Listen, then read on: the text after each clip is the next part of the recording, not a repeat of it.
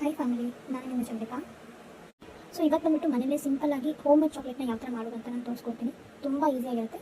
ಈ ರೆಸಿಪಿಗೆ ಬೇಕಾಗಿರೋ ಇಂಗ್ರೀಡಿಯೆಂಟ್ಸ್ ಬಂದು, ಸೊ ಇದಕ್ಕೆ ಬಂದ್ಬಿಟ್ಟು ನಾನಿಲ್ಲಿ ಕೋಕೋ ಪೌಡರ್ನ 50 ಗ್ರಾಮ್ಸ್ ಯೂಸ್ ಮಾಡ್ತಾ ಇದ್ದೀನಿ. ಅದ್ರ ಜೊತೆಗೆ ಬಟರ್. ಸೊ ಇಲ್ಲಿ ಬಟರ್ ಜೊತೆಗೆ ನೀವು ಆಯಿಲ್ ಅಥವಾ ತುಪ್ಪ ಯಾವುದಾದ್ರೂ ಯೂಸ್ ಮಾಡ್ಕೋಬೋದು. ಆ್ಯಂಡ್ ಸ್ವೀಟ್ನೆಸ್ಗೋಸ್ಕರ ನಾನಿಲ್ಲಿ ಸ್ವಲ್ಪ ಶುಗರ್ ಪೌಡರ್ನ ಯೂಸ್ ಮಾಡ್ತಾ ಇದ್ದೀನಿ. ಶುಗರ್ ಪೌಡರ್ ಬೇಡ ಅಂತ ಹೇಳಿದ್ರೆ ನೀವು ಬೆಲ್ಲನ ಯೂಸ್ ಮಾಡ್ಬೋದು, ಅಥವಾ ನೀವು ಡೇಟ್ಸ್ನ ಯೂಸ್ ಮಾಡ್ಬೋದು. ಸೊ ಈ ಥರ ಡಿಫ್ರೆಂಟಾಗಿ ನೀವು ಸ್ವೀಟ್ಗೋಸ್ಕರ ಯೂಸ್ ಮಾಡ್ಕೋಬೋದು. ಸೊ ಇಲ್ಲಿ ಒಂದಿಗೆ ನಾನು ಒಂದು ಬೌಲಿಟ್ಟು ಅಲ್ಲಿ ಬಿಸಿನೀರನ್ನು ಮಾಡ್ಕೊತಾ ಇದ್ದೀನಿ. ಕಂಪ್ಲೀಟ್ಲಿ ಬಿಸಿ ಆಗಬೇಕು ನೀರು. ಬಿಸಿ ಆದಮೇಲೆ ಅದಕ್ಕೆ ನಾವು ಮತ್ತೆ ಒಂದು ಬೌಲನ್ನು ಇಡಬೇಕಾಗುತ್ತೆ. ಯಾಕಂದರೆ ನಾವು ಈ ಚಾಕ್ಲೇಟ್ ರೆಸಿಪಿ ಕಂಪ್ಲೀಟ್ಲಿ ಸ್ಟೀಮಲ್ಲಿ ಮಾಡ್ಕೊತಾ ಇದ್ದೀವಿ. ಸೊ ಡೈರೆಕ್ಟ್ ಗ್ಯಾಸ್ ಮೇಲೆ ನಾವು ಮಾಡ್ಕೊಳಕ್ಕೆ ಆಗೋದಿಲ್ಲ. ಸೊ ಈ ಥರ ನಾನು ಒಂದು ಬೌಲನ್ನು ಹಾಕಿದ್ದೀನಿ ನೋಡಿ. ಇದಕ್ಕೆ ಮೊದಲಿಗೆ ನಾವು ಬಟರ್ನ ಆ್ಯಡ್ ಮಾಡಬೇಕು.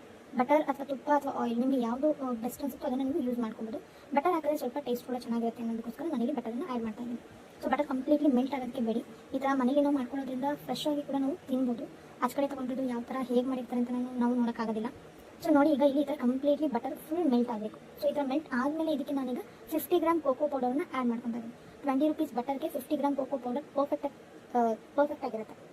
ಈ ಥರ ನಾವು ಆ್ಯಡ್ ಮಾಡಿದ್ಮೇಲೆ ಮಿಕ್ಸ್ ಮಾಡ್ಕೋಬೇಕು. ಸೊ ಈ ಥರ ಗಟ್ಟಿ ಅದಕ್ಕೆ ಬರಬೇಕಾಗುತ್ತೆ.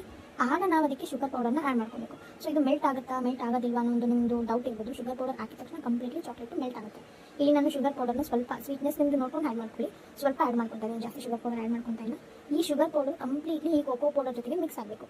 ಸೊ ಕಂಪ್ಲೀಟ್ಲಿ ಮಿಕ್ಸ್ ಆದಾಗ ನಿಮಗೆ ಏನಾದರೂ ಒಂದು ಸ್ವಲ್ಪ ಗಟ್ಟಿ ಥರ ಅನಿಸ್ತಿದೆ ಅಂತ ಅನಿಸಿದ್ರೆ ನೀವು ಒಂದು ಸ್ವಲ್ಪ ನಿಮ್ಗೆ ಇನ್ನೂ ಒಂದು ಸ್ವಲ್ಪ ಬೆಟರ್ ಕನ್ಸಿಸ್ಟೆನ್ಸಿ ಬೇಕು ಅಂದರೆ ಸ್ವಲ್ಪ ಮಿಲ್ಕನ್ನು ಕೂಡ ಆ್ಯಡ್ ಮಾಡ್ಕೊಬೋದು.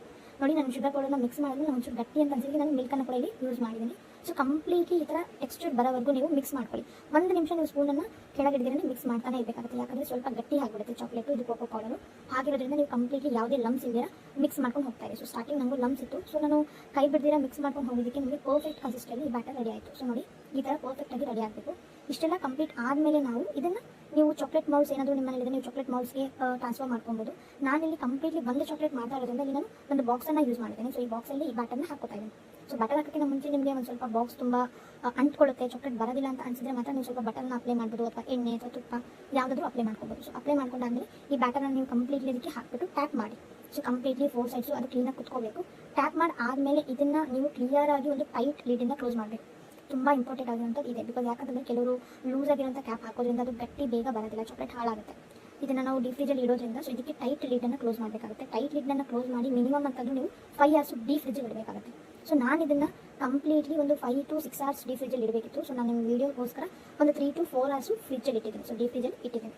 ಸೊ ಡೀಪ್ ಫ್ರಿಜ್ಜಲ್ಲಿ ಇಟ್ಟಾದಮೇಲೆ 3 to 4 hours ಆದಮೇಲೆ ಓಪನ್ ಮಾಡಿದ್ರೆ ನಿಮಗೆ ಈ ಥರ ಕನ್ಸಿಸ್ಟೆಂಟ್ ಕ್ಲಿಯರಾಗಿ ಚಾಕ್ಲೇಟು ರೆಡಿ ಆಗುತ್ತೆ. ಪರ್ಫೆಕ್ಟ್ ಆಗಿತ್ತು ನಾನು ಮಾಡಿರೋಂಥ ಚಾಕ್ಲೇಟು. ಏನಂತಂದರೆ ನಾನು ಇನ್ನೊಂದು 1/2 hour or 1 hour ಆದಮೇಲೆ ತೆಗಿಬೇಕಿತ್ತು. ಸೊ ನಾನು ನಿಮಗೋಸ್ಕರ ಒಂದು ಸ್ವಲ್ಪ ಮುಂಚೆನೇ ತೆಗೆದಿದ್ದೀನಿ. ಇನ್ನೊಂದು ಚೂರು ಗಟ್ಟಿ ಬರ್ಬೋದಾಗಿತ್ತು ನನ್ನ ಚಾಕ್ಲೇಟು. ಸೊ ನಾನು ಕೂಡ ಇದು ಫಸ್ಟ್ ಟೈಮ್ ಟ್ರೈ ಮಾಡೋದು. ತುಂಬ ಅಂದರೆ ತುಂಬ ಟೇಸ್ಟಿಯಾಗಿತ್ತು ಹೋಮ್ ಮೇಡ್ ಚಾಕ್ಲೇಟು.